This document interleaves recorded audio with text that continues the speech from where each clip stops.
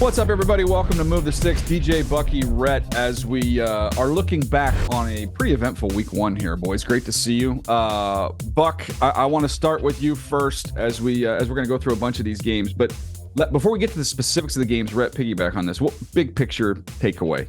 As by the way, you see my shirt? I'm trying to stay positive, Buck. So let's keep the theme here. We're going to stay as positive as we can. But what's your takeaway? The preseason is a liar when it comes to the rookie quarterbacks. As ready as we think young quarterbacks are, when you get to the regular season, it is night and day from the preseason. And so we learned a lot about our young quarterbacks going through their first game start. All right, let's jump into some of these specific games here. Buck, I'm going to give you the floor. Rams, Detroit, coming off Sunday night. What did you see? What did you take away from that one? Well, my takeaway for both teams, man, tough, gritty teams. And I just love watching those guys get after it. In Detroit, I just think it's the grittiness, the competitiveness of this team. The fact that they can run the ball with two backs, they can get it done with David Montgomery or Jahmyr Gibbs. And we saw them really pound it and when they needed to. But I'm going to say this. Jameson Williams showing up to the party. Runs a double move to blow by Tre'Davious White. And then makes plays, has 100 yards. I mean, this is a team that has all the weapons, but what I love about them, they have all the firepower on the outside, but deep down inside, they're an old school physical team that can get it done the old school way when they need to. I'm glad you brought up the toughness part, because I think that's something that Sean McVay talked about after the game, right? And he said, I think we learned a lot about our team, both mental toughness and physical toughness. Come back, score 10 in the fourth quarter, send that thing to overtime. Obviously couldn't quite get it done. But then on the flip side, how about what Dan Campbell said about Matthew Stafford? Well, you better think twice about hitting him, because the more you hit him, the better he gets. That is one tough dude right there. So I think that Stafford does set the tone for some of that toughness with this Rams team. I think you see that guy continue to get up and make some of those big throws in the face of some of that pressure. And then, you come back to it for the Rams. Look, this is a team that ran the ball so dang well last year, right? And I think that's where you see the offensive line injuries starting to take hold a little bit with the Rams, right? Avila leaves early in the game. They're already without Havenstein.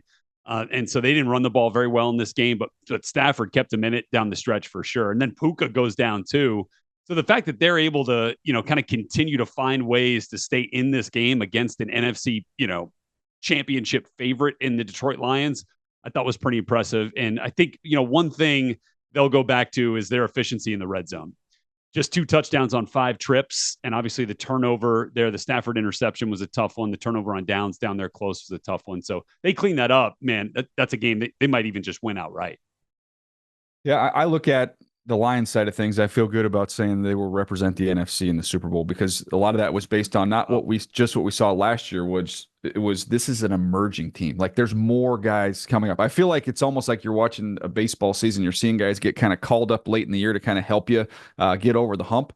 I feel like the Lions, you saw that, Buck. You mentioned Jameson Williams coming in here and really starting to find his niche and carve his role. They've got guys on defense. Terry Arnold had a bunch of tackles. He was physical. He's going to be a big player for them going forward, where they don't need, Amon-Ra St. Brown to be Superman. They don't need Jahmyr Gibbs to be Superman to win games. They have a lot of different ways to beat you, and a lot of good young emerging players running, especially that offense behind a very, very good offensive line that can close out games. Like, they have everything you need, the formula to be able to win games. Another quick takeaway with them, man, I don't know why teams, we've been saying this for years, why you don't incorporate more reverses. Why don't you incorporate that action? Even if you're not going to give it, it holds the end. It's one less guy you got to block because you got to account for him. They get Jameson Williams on a reverse for an explosive play. Khalif Raymond early in overtime. I might even have been their very first play in overtime. They get an explosive one on that. So I thought Ben Johnson was kind of in his bag a little bit with that stuff. The offensive line, takeaway there, their ability to cut off on the backside is outstanding. You think about how physical they are on the front side, mauling people. Backside, they did an excellent job cutting off. On the Rams side of things, yeah, it was Stafford for me was the takeaway. Did you see, Buck, how many times they were like in pistol, and it was pistol play action shots? Like, you think about the kind of the big play action under center, 7-step off play action taking shots. They get to it. They just get to it out of the pistol, which I thought was kind of fun to watch, because Stafford can hang out about 12 yards back there and just let it rip, man. Yeah, it lets you know what arm talent can do for you when it comes to expanding your passing game. And their running attack has really set up everything for a long time. But just Matthew Stafford at quarterback, he's just a difference maker. And it's funny because I have tremendous respect for both guys. I love Jared Goff, and I think both guys have kind of benefited from the swap. But what Matthew Stafford has done to the Rams offense, he's given it a different dynamic, not only the drop back passing game, but the vertical stretch game that they can do. And when they get to rolling and when he gets into that rhythm where he sees a handful of shots go down, I mean, this dude is, look, he's remarkable because there are not many guys that can bring what he brings to the field as a QB1. I know he's aging out and maybe in the twilight of his career. Man, if I'm Sean McVay, I want to squeeze all the juice out of this guy because he is super talented. No question. All right, let's get to the second game here, and I want to cue up some sound because we're going to talk about Dallas and Cleveland. And before we get to the performance of the Dallas quarterback, let's get to the contract of the Dallas quarterback. My confidence in both sides of this, that something would get done, understanding that they were hammering at it, that I had confidence in it, but it really wasn't in my mind. For me, it was just about getting ready for the Browns. Whether it got done today or not wasn't going to change the way, it wasn't going to affect me, honestly. I've told you guys before, I don't play for the money. I think when you focus and you control what you can control, things like that just happen. So, yeah, I found out probably an hour honestly, probably 20 minutes before it was, publicized to everybody else. So, Rhett, first of all, we'll get to the game here. Just thoughts, Dak's new deal. I mean, look, I think, you were kind of wondering if once the season started, would they have to table this thing? Well, it turns out at the 11th hour or about 4 hours before kick, the thing comes out, and it sounded like he had known it was coming for the last couple of days. And look, played like we expected him to play. I mean, he's been a fantastic, the way that the prolificness of what he did a year ago, it kind of started right back there again in this season. So I think he has earned that right to be this quarterback for this team. I think he makes some big time plays for this team. They just got to put it all together, and it's not just on him. They got to find a way to put it all together in the postseason. I got no doubt that they're going to be there at the end of the regular season, but what are we going to see, when it comes crunch time? And look, I don't know that Dak can do any more for this team than he has done over the course of his career. So I'd say earned it, deserved it, and let's go out and continue to play for it. Yeah, no, I think Dak Prescott's story is kind of remarkable just from a scouting standpoint. The fact that a fourth-round quarterback has emerged as a QB1 for America's team is nothing short of remarkable. And when you think about the player that he was at Mississippi State and the player that he's become for the Cowboys, very different. The Mississippi State guy was kind of like a one-man John Wayne type that put the entire team on his back. And when you go back and look at that team, not a lot of pros that he led that team to national prominence. And so maybe that speaks to his ability to be a franchise guy. But the way he carries himself, I think, is even more important when you think about handing the money to him. To me, he is the kind of embodiment of what a franchise quarterback is supposed to be when he stands behind the podium. We can take shots at how he may play the game and those things, but in terms of handling himself in that presidential manner that we used to talk about when we were scouting quarterbacks, Dak Prescott does that. And so kudos to him for getting the big deal. He certainly has had to go through it to get it, but he's found a way to be the highest paid quarterback in the league. Yeah, just to wrap that up on the contract, I talked to an agent one time, and he said that, you kind of negotiate the deal. And then with certain clients, I say, okay, then I need the extra little sugar here for the good night sleep clause. And the way he explained that was like, you're never going to have to worry about this guy. He is a leader. He's someone you want to put out in front, as a face of your organization. So you got to pay a little extra for that as well, because I feel like with Dak Prescott, what you're getting from the person each and every day, what he's going to bring to that building, what he's going to bring to the locker room. So I'm totally comfortable with making him the highest paid player. He was the next one up. And I thought that's what he's earned. That's what he deserved, and good for him. All right, let's get to the game itself here. As good as things were for Dak, the offense, the defense, I know you guys will hit on the Cowboy defense, which was excellent. Even though I'm wearing the Stay Positive shirt, I've got to talk about the Deshaun Watson thing and going back and watching that and trying to figure out, is there one thing I can pinpoint the struggles to there? And it turns out it's just a whole host of things. And it's not all him. It's not all just him, while it was not good on his part. Let's start with his areas that he needs to improve on. First of all, there's some footwork stuff that needs to be cleaned up. There's throws that are not on time. He's taking extra hitches, extra hops. And that's disrupting the timing, the rhythm. It's impacting the accuracy and the ability to complete balls. So let's start right there. Mechanically, another issue.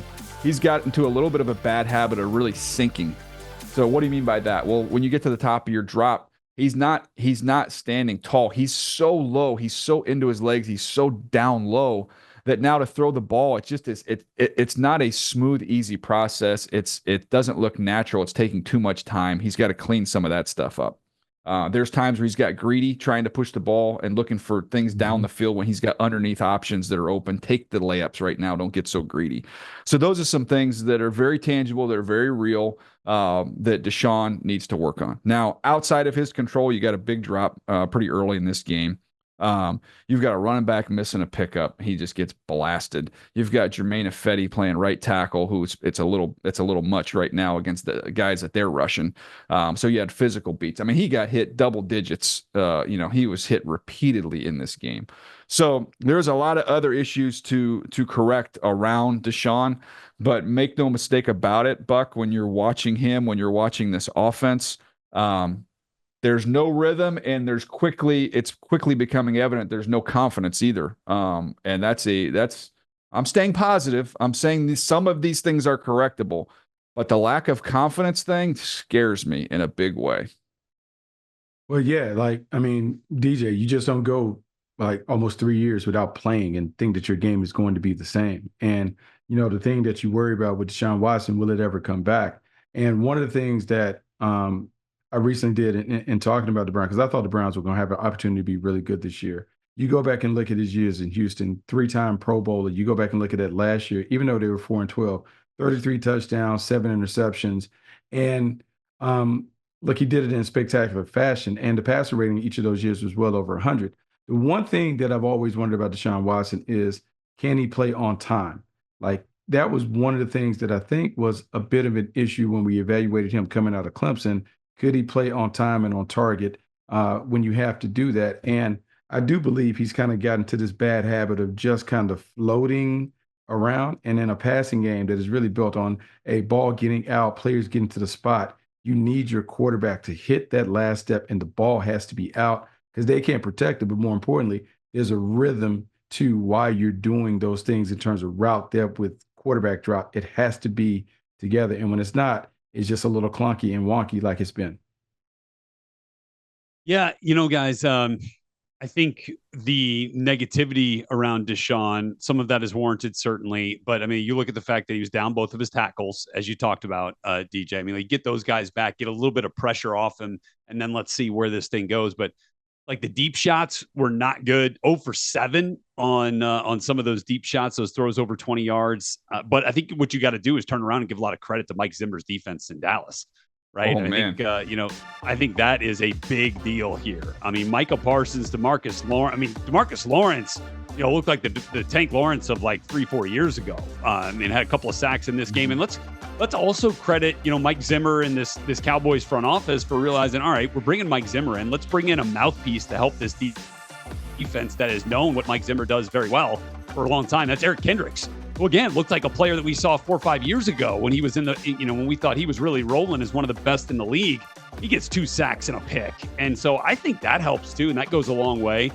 Looked like a rejuvenated player in this defense. And it was kind of like an afterthought acquisition, I think, in this offseason. So I think all of that together with the scheme they had ready, for Deshaun Watson. I mean, you look at what they did to him on third downs. I don't think he ever saw the same type of look, the same type of coverage either. I mean, all over the place, all over the board, and throwing different things at him, which only helps a defense and helps to confuse a quarterback that's also dealing with a furious rush in front of him. So credit to Mike Zimmer in that defense, Deej.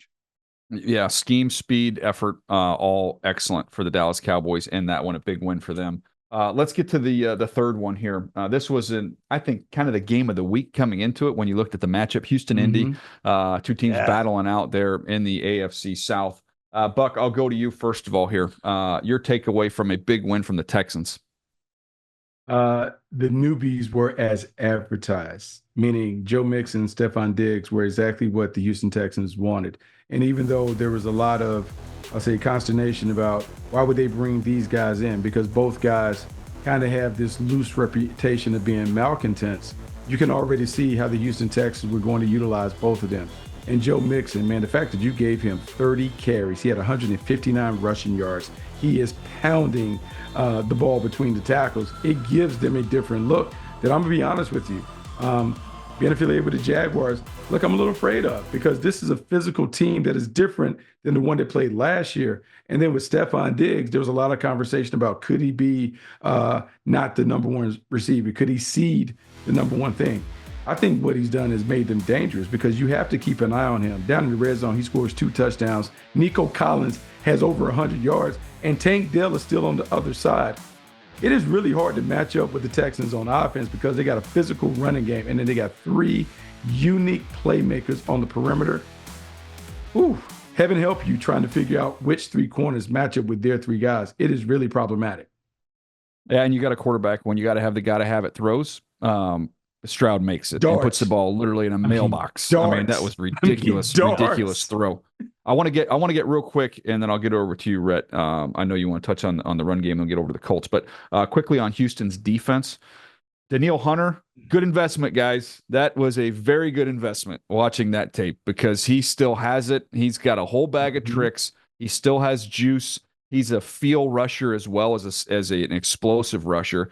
So that is that's been a home run sighting looking at that. Derek Barnett, another guy who Derek Barnett not going to wow you on the stopwatch. He's not going to wow you on the stage, but some guys just have a knack for being able to get pressure and are very instinctive rushers. So they have accumulated a nice mix of guys. Obviously, Will Anderson being in that group, but they've got guys that not only are talented, but guys that just know how to rush, know how to win. And I saw that when I looked at their group up front. Mario Edwards also getting after it a little bit there. So that defense for the Houston Texans, Rhett, I was impressed as well as what they did on the offensive side of the ball. Yeah, I mean, like, you throw in Danielle Hunter out there with Will Anderson, and D'Amico Ryans doesn't have to send a ton of extra rushers. I think they only blitzed 2 or 3 times in this game, right? So you can generate some pressure with 4 and then play some coverage behind. Now, they don't want to give up those 50-yard completions anymore, but it wasn't like they had guys running free back there. Some good plays made. Alec Pierce went up, made a couple of good plays. They got to find a way to dig in on those big explosive plays in coverage.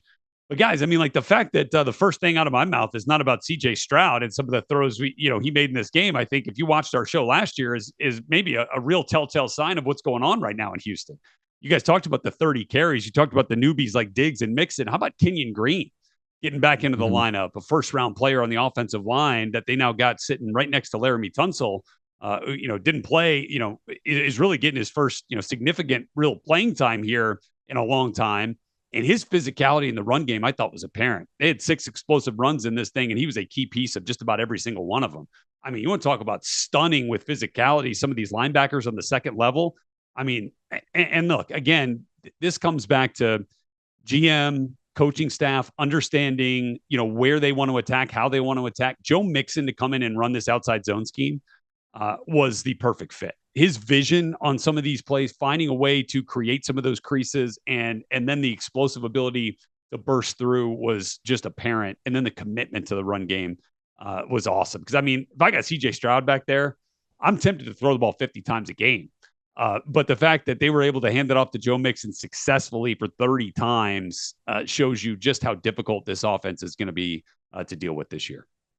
Yeah, let's put a bow on them, because I would put them in the same boat as what we talked about earlier with Detroit. These teams are very young, they're very talented, and through 1 week we can see the additions they've made and the next steps that those 2 squads are taking. By the way, Anthony Richardson, that throw needs to be NFL filmized, which means it needs to be slow motion, zoom in on the ball, and just watch that thing turn over and look at how far he chucked that thing.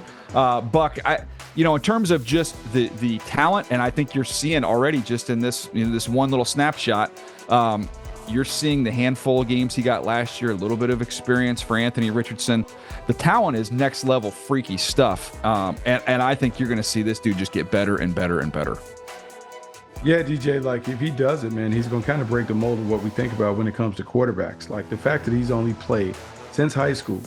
Prior to this game, he had only had 17 starts since he left high school. The fact that we're talking about a guy who is really a freak athlete that they are making into a quarterback, if they pull this off, it changes everything when it comes to the scouting and evaluation. It is part of the reason why maybe the New England Patriots draft a guy like Joe Milton, even though his game is not as refined. You're like, hey, give me the trace and we can figure it out.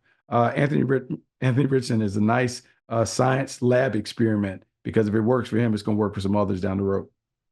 I think we'll see these teams again square off one more time this year. And we'll see we'll get to the Jags here in just a moment. But this could be it right here. These two teams are very evenly matched. It's going to be a fun race in the AFC South.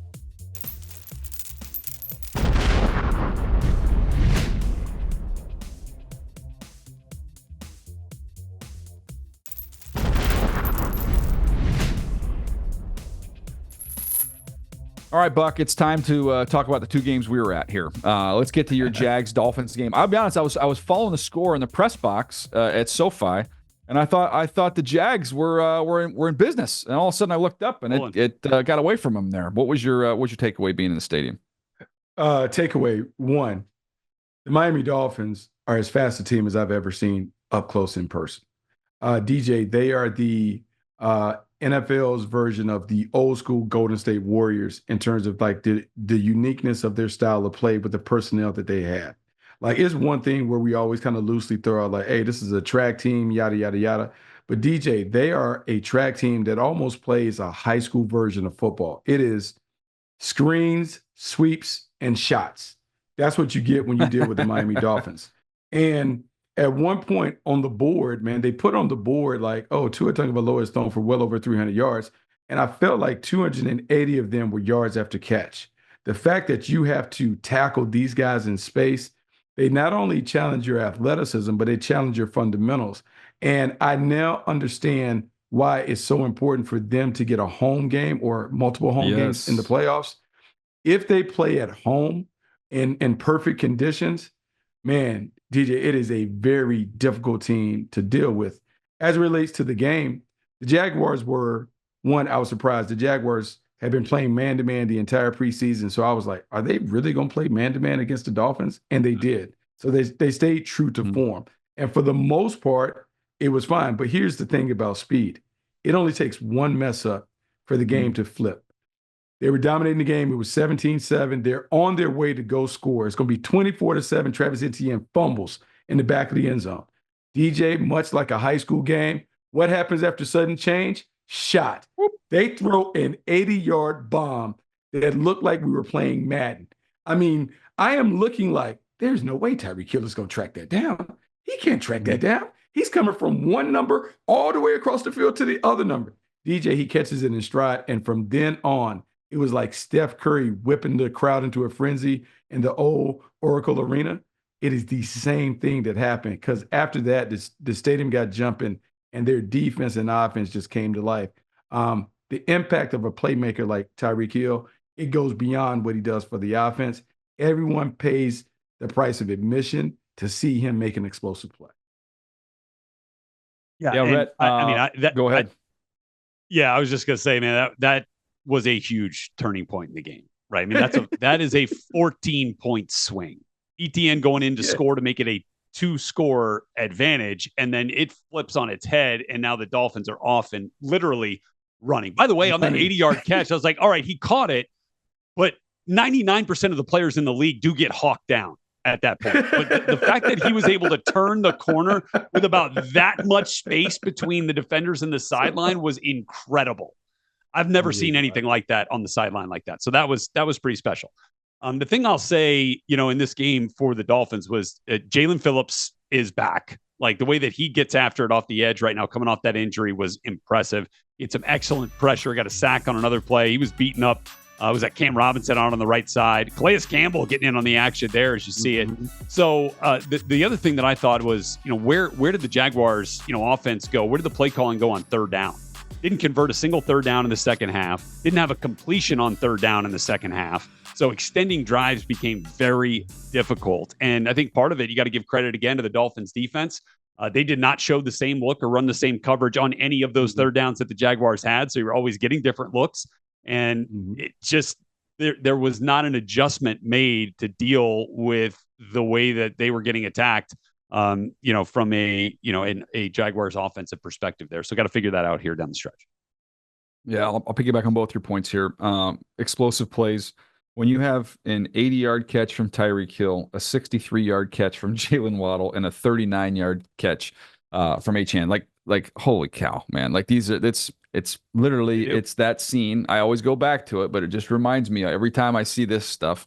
It reminds me of Harrison Ford in Indiana Jones, and the guy's just wielding the sword and doing all that, and he just kind of rolls his eyes, pulls out his gun, and then like the fight's over. Like there's no need for a prolonged battle here. Like you're literally bringing a knife to a gunfight in that regard. So the explosives, that's who the Miami Dolphins are. And then I went and watched all their pass rush stuff. So Jalen Phillips looks like he could be someone who could lead the league in sacks. Like that's how good he looks with every trick in his bag. He can combine moves. He can win with speed. He can turn the corner.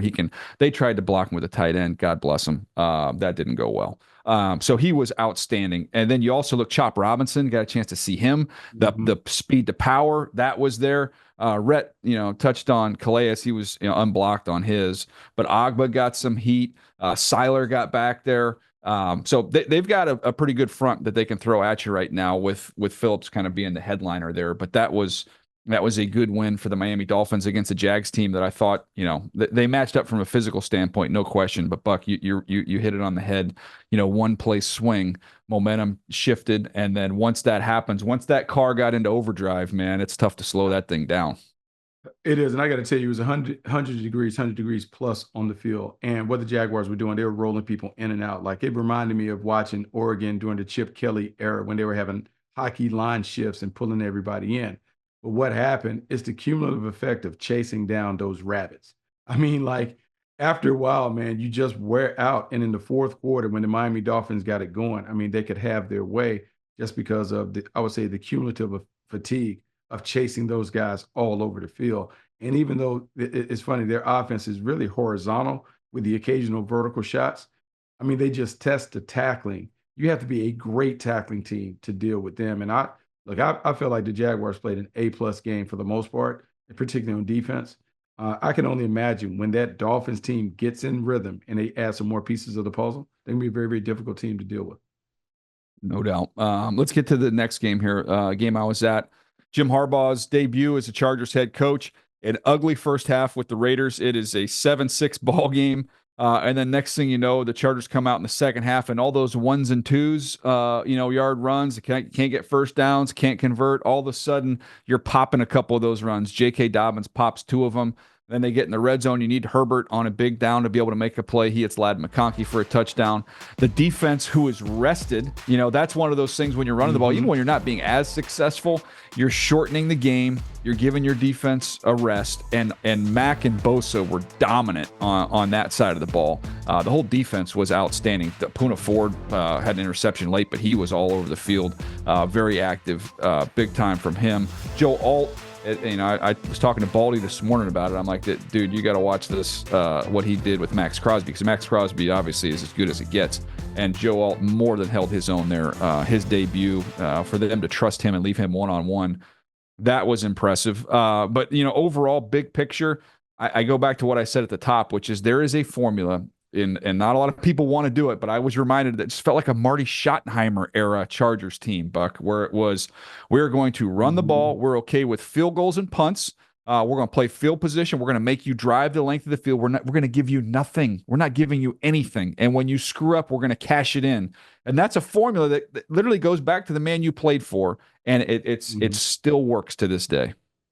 So I remember our conversations long time with LaDainian Tomlinson, and I would always talk to him about the Marty Schottenheim era with the Chargers. And he said, man, if Marty had hung around it, they eventually would have knocked the door down. He just talked about the physicality and the toughness and running power over and over and over again, and the confidence that comes from knowing they know exactly what we're doing and they can't stop it. And you already can sense that the Chargers are emboldened by, I would say, Harbaugh's arrogance and stubbornness when it comes to we're running the football. Yes, I have one of the best quarterbacks in the league, but he is a compliment to how we want to play. And DJ, I just think the way they were able to wear the Raiders down in the second half and how he talked to the team after the game about improvement and physicality and toughness, man, they are all in drinking the Kool-Aid. It's going to be a very, Yeah. very interesting run when we watch the Chargers this season.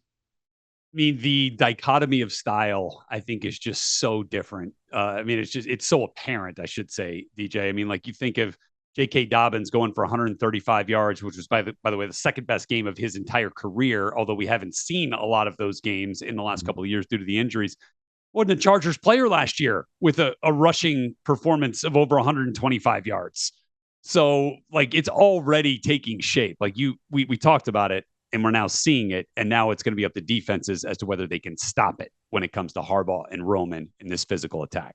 The thing that I'll go to here, just from the Raiders' point of view, I was really intrigued to see what Brock Bowers was going to look like, how they were going to use him. I think he basically split his time, DJ, and correct me if I'm wrong, if you saw it differently, but kind of as a, attached inline type of player, and then, kind of split as more of a slot receiver type of player. And they were moving him all over the place. I mean, I want to say almost every play you saw him in motion in a lot of different ways, right? They were using him at the point of attack, coming in on motion and some of the run game stuff there that was useful.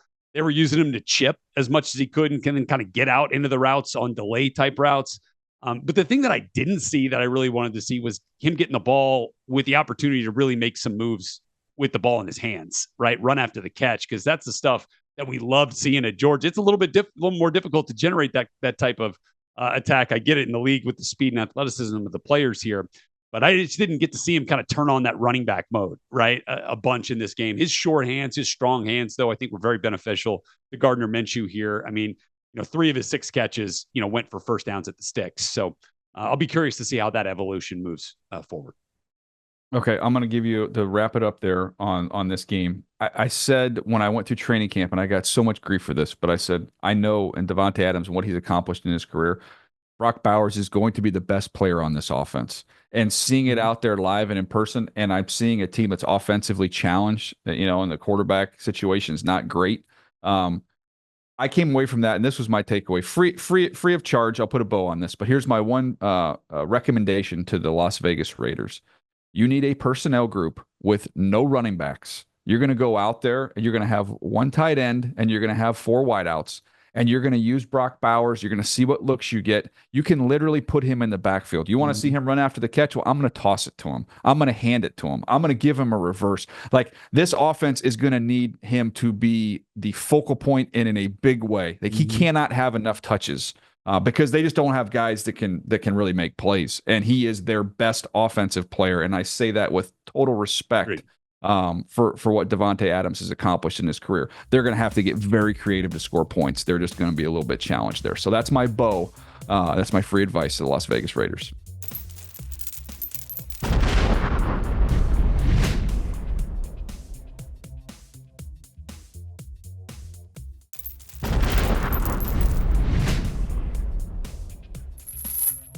All right, Rhett, let's jump to some of these rookie quarterbacks here. I'll start first of all here. Chicago. We'll work top of the list here. Caleb Williams, first overall pick. The stat sheet doesn't look great. You see it 14 for 29, doesn't even throw for 100 yards. One of those deals where when you see the numbers and you're working another game, you're like, oh boy, this is going to be a tough watch.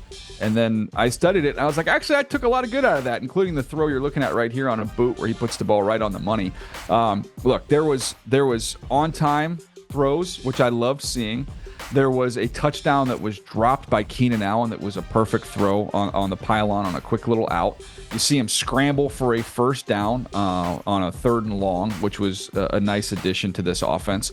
So I can pull out a lot of those things and be very encouraged. Now, him and Keenan Allen were not on the same page on some of these option routes, which Keenan is one of the more unique, I guess, he is just unique as a route runner in terms of setting guys up and trying to get a feel from him. I think that's going to take a minute for those guys to sync up and be on the same page.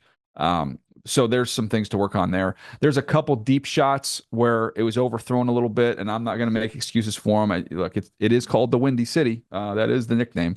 So there's going to be some adjustments there, maybe a little bit too much air on the ball. But then, from other things that I think he does need to work on, first and foremost, is just finding lanes. There's too many tip balls. He's not the tallest guy in the world, and if you studied the guys like Drew Brees who played forever in this league, not being real tall. There's a movement within the pocket, as Andy Reid used to always say when I was around him. We throw between buildings, not over buildings. So that's why size isn't as important. So he's got to work on that a little bit. Yeah, 3 batted passes in this game, and like that number may seem like low in general to compared to other 17 for 29 looks a lot better than 14 for 29.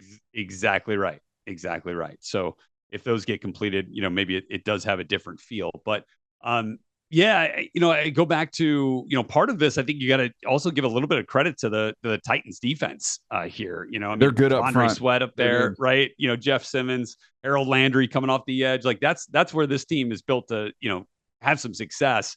And I think part of what we saw from Caleb was, like they weren't able to run the ball at all. I mean, they tried, I think, 6 different ball carriers. DeAndre Swift was leading the way, but he ends up with just 30 yards, on the day on 10 carries. So I think they've got some work to do there up front to try to figure out, defenses that are pretty stout up front, and they will. But I think overall, this is really good news. Like you're giving us, the positive take on a less than productive stat performance for Caleb Williams, right? Because there is some hidden stuff that was good. And I think ultimately they win the game and Caleb Williams doesn't throw for 100 yards. I think that paints a picture of the evolution under Matt Eberflus better than anything, right? You get a special teams block punt return for a score.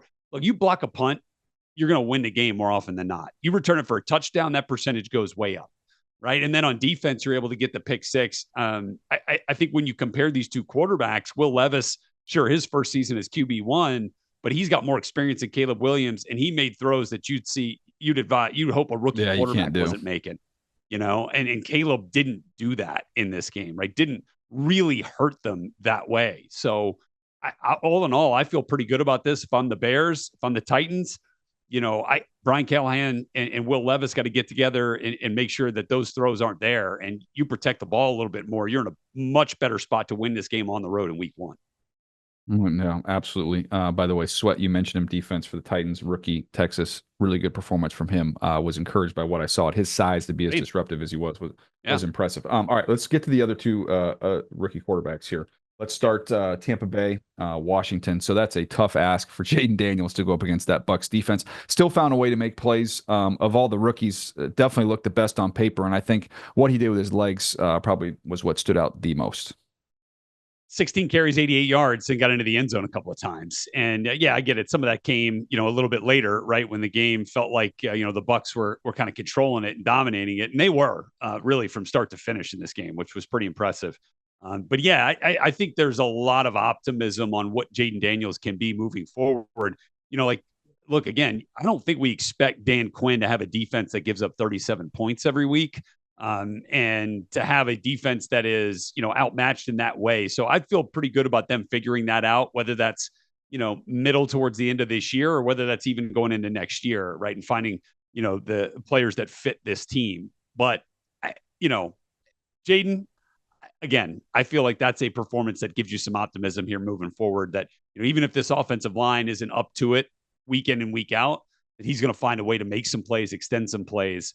I'd like to see him get, some of their playmakers really going. I mean, if Terry McLaurin having 2 catches in this game is not how you're going to win football games. Austin Eckler was the leading receiver. And look, we know the 2 running backs as the leading receivers. I think that paints a picture of what this thing looked like downfield for Jaden Daniels in this game. I don't think they thought they could run the ball in this game, with their backs. When you look at just the touches, I mean, the running backs combined for 14 touches on the ground, 14 carries, and Jaden has 16. So they just didn't think they could run into the teeth of this defense. And that's one of the things I've said about Jaden going into this year. Look, I drafted him up. He starts on my fantasy team because I think they're going to write him as Charles Davis would say, like Seabiscuit here, because he is going to carry this offense with his arm and with his legs. Now, I'm concerned about him holding up long, over a long season with this type of share of the offense. They're going to have to be able to run the ball with their backs. But I think in this specific game, just knowing the front they were going up against and how well they are against the run, I think they almost just abandoned that early. So that'll be something to keep an eye on for his long-term future and long-term success. That's too much. That's too much on him. He doesn't need to carry the ball that many times. All right, Seattle, Bo Nix against the Denver Broncos. What'd you see? Yeah, and look, I think this would look very familiar to folks who watched a lot of Bo Nix in college. I mean, ball came out quick on the majority. But look, he made the 2 interceptions were 100% on him, right? Those are decisions that you don't want to make. And one of them ended up costing him an opportunity to get at least 3 points, right? Because they're down there in close by the red zone. And you like to think you'd be able to get 3 points on the board there. That makes, a bit of difference here in a 6-point game at the end. Sean Payton said they need to be better around Bo Nix. I would agree. I mean, I think that includes, finding ways to get the ball a little bit further downfield. I mean, you look at that scatter plot, DJ, and it is a lot of green from 5 yards behind the line of scrimmage to 5 yards past the line of scrimmage. That's where they were making those throws and those completions. He was 2 for 9, Bo Nix was, on throws beyond 10 yards past the line of scrimmage, right? And 2 of those throws were the interceptions. So I think you got to find a way to get some more separation and clear that picture up a little bit for Bo, and to give him some, the confidence to make those throws down the field a little bit more. Like, it's tough if you're going to get those, you're going to start getting those defenses creeping down pretty hardcore on some of that quick game. And so I think you got to back them off a little bit and find a little bit of a way. And now look, with caution, right? I mean, you're not just throw it downfield all over the place with a rookie quarterback, but I think you got to press that defense a little bit more and find some more success that way. So if we're going to talk about the first round picks this year, let's go back and look at one from last year and Bryce Young. I didn't think it could get worse. It got worse. It was bad. I mean, it was bad. And it was last year. The debate was, is this Bryce? Is this a Bryce issue, or is this an environment issue? And they've done their best to improve the environment, and it's still not great in terms of what's around him, but I'm leaning towards, after one game, this thing's heading toward it being both, Rhett, that it's a shared blame. And man, there's some pressure. As bad as that looked week 1, they play the Chargers next week. I'll be out there to see it, but man, that is not an easy defense that he's going to be going up against next week. You can argue it's a more talented defense than the one that just suffocated them. But man, they have got to make a lot of improvement quickly, or else you're going to have doubts, not only amongst your fan base and your city. Your entire building is going to have major doubts about where this thing's headed.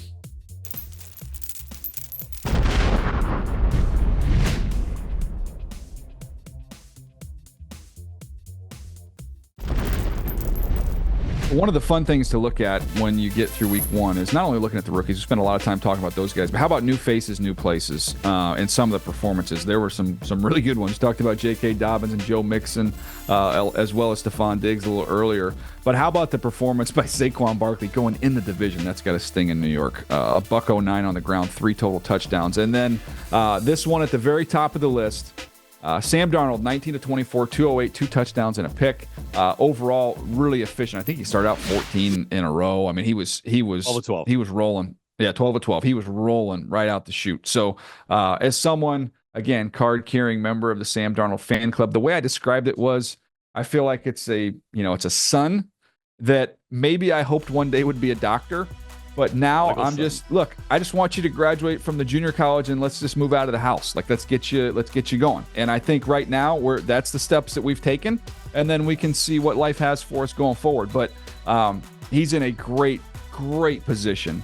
The 3 Ps, he's got playmakers, he's got a play caller, he's got protection. And that's not a bad Giants defense. That's not a good Giants team, but that is not a bad Giants defense that he was playing against, especially up front with Dexter Lawrence and company. So impressive what we saw there from Sam Darnold. I won't even force you to jump on the bandwagon there. We're not taking new members currently at the moment. Marty. All right, there you go. Atlanta, Pittsburgh, Rhett, take away from that game.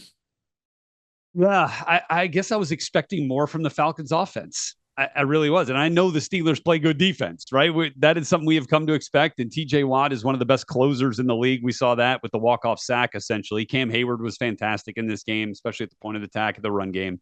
But I expected more, knowing, where Zach Robinson has come from, as a play caller and his influences. Obviously, Kirk's ability to operate in an offense like this.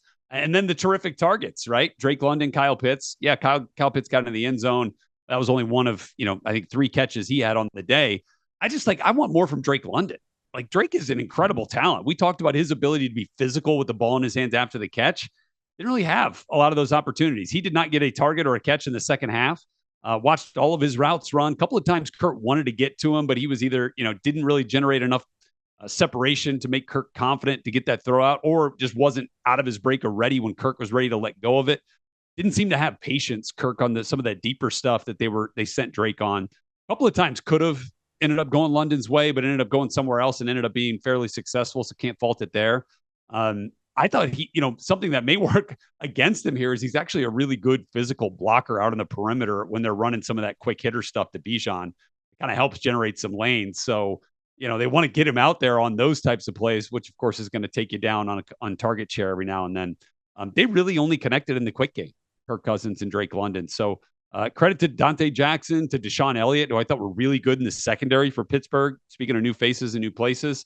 And plus, they always put up some good pressure. But overall, I wanted to see more from the Falcons offense. I'll flip it over to the other side. Justin Fields did not turn the ball over, which was good to see. And this, again, I feel like this has been my theme. I keep hitting it.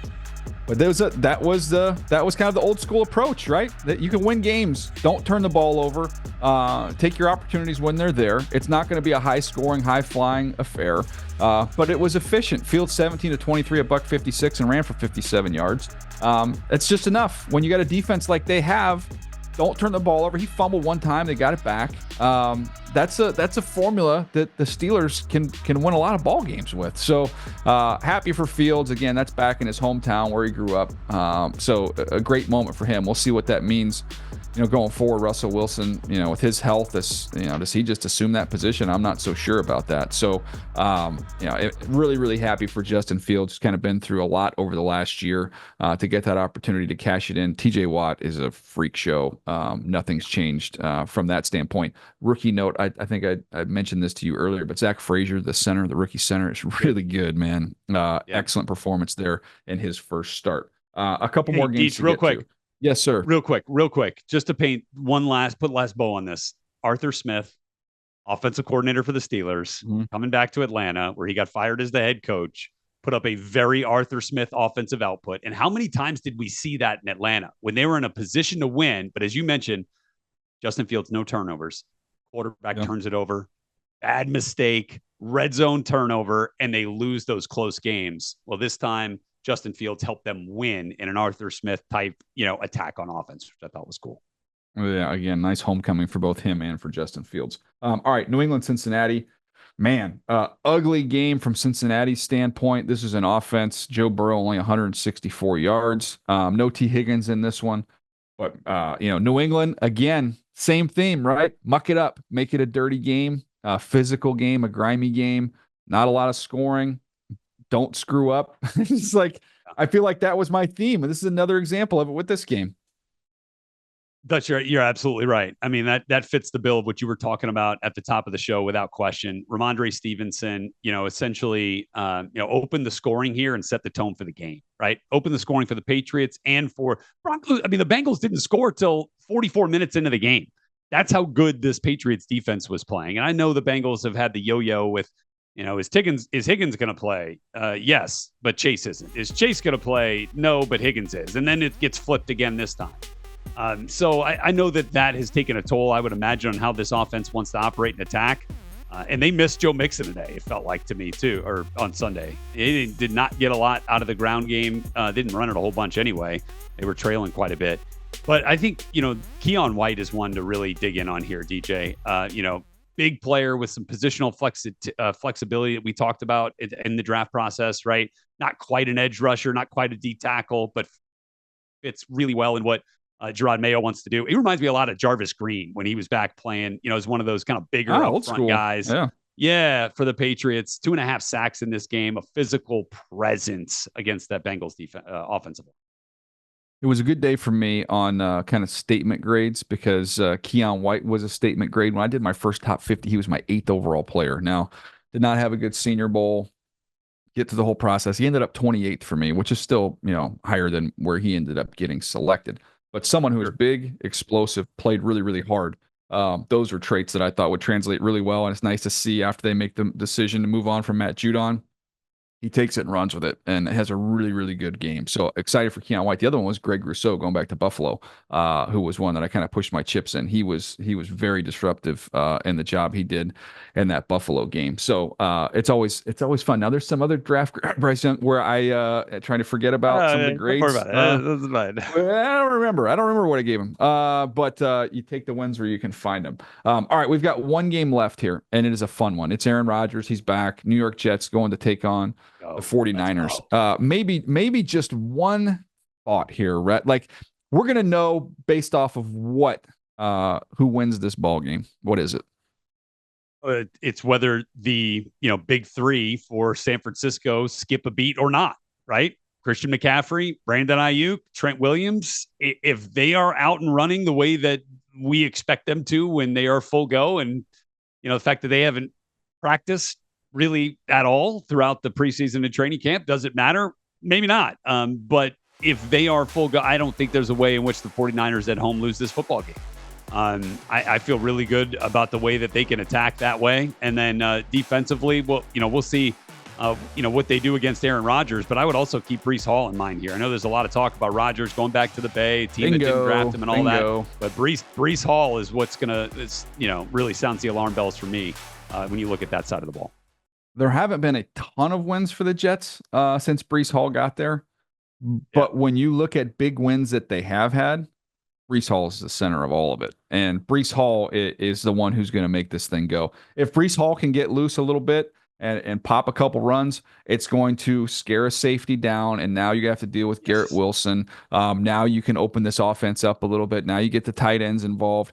But if we come out there and Breece Hall is literally running into a brick wall of 49ers, then it's going to be a tough one for Aaron Rodgers. So to me, that is the key to this game. If the Jets are going to win it, I think it goes through Breece Hall, not through Aaron Rodgers. So that's my look on this ball game. It's a tough place, man. It's a tough assignment to go in there against that team, and you're going to test an offensive line that looks much better for the Jets than than it's been due to injuries the last couple of years. This is as good an offensive line as they've had there in some time.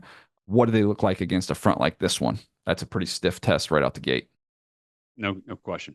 And so we'll, that's the part that's going to be fun to watch, right? I mean, that physicality piece, it'll be fun to watch, Aaron Rodgers play more than 5 snaps, I think, and see what this thing, really does look like. We haven't seen him in 2 years. So there's a lot of intrigue with this one. I'm really fired up to get this one rolling, and see what we got here on the first Monday night of the season.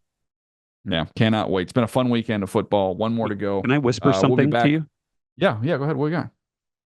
Just as a teaser for later in the week. Yeah. USC football might be back. I know they're pretty good. Rhett was on the call. Drew, our producer, just got in my ear and said that, Michigan might not be. Is what he just said. Oh, that's right. That's the alma mater. That was a tough one. Might not be. Oof. Yeah. That was a rough one. That's going to do it for us today. 5 episodes a week. We've got you covered right here on Move the Sticks.